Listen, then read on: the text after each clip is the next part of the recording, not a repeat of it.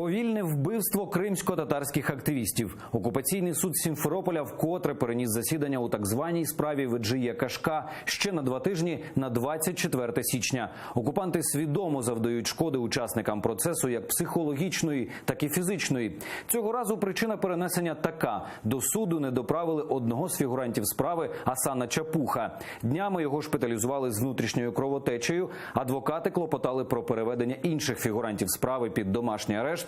Чи вдалося змінити запобіжний захід та що відбувалося в окупаційному суді, дивіться далі. На годиннику 10 ранку під стінами окупаційного суду Сімферополя зібралися кримсько-татарські активісти. Тут заплановане засідання у так званій справі Веджия Кашка. Люди прийшли підтримати загратованих, хоча на справедливе рішення суддів не сподіваються.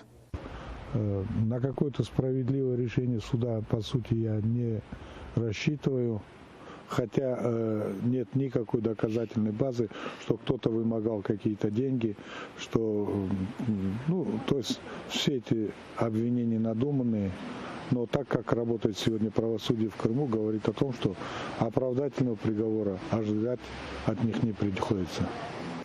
За кілька хвилин до початку засідання автозак привозить 3 підсудних – Бакіра Дегерменджи, Казіма Аметова та Руслана Трубача. Салам алейкум. Асана Чапухи серед них немає. Він перебував під домашнім арештом, а днями його шпиталізували через підозру на гастрит та внутрішню кровотечу.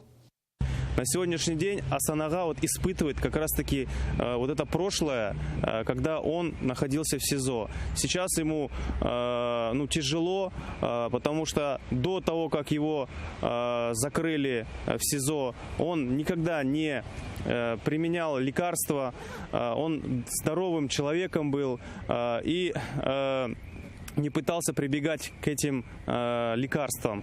Окупаційні судді вирішують, без Асана Чапуха проводити судовий процес не можна. Тому вердикт такий – перенести засідання ще на 2 тижні. На клопотання адвокатів змінити Бакіру Дегерменджи, Казіму Аметову та Руслану Трубачу запобіжний захід на домашній арешт окупанти не зважають. Не беруть до уваги навіть поважний вік фігурантів, адже щоденне перебування їх за ґратами лише шкодить їхньому здоров'ю.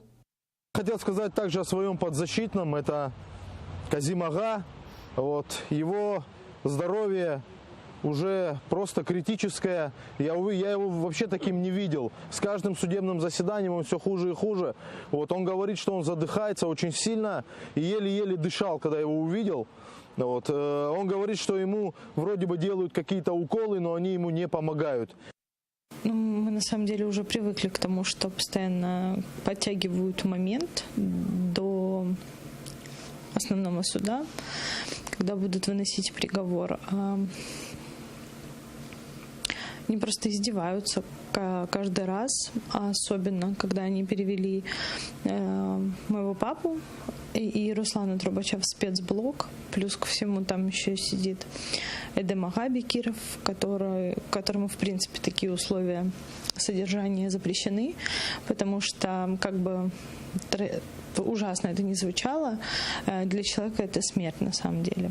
Адвокати заявляють, що продовжать боротьбу та вимагатимуть перевести усіх учасників справи під домашній арешт. Але для цього потрібно, аби усі вони знаходилися у залі суду одночасно.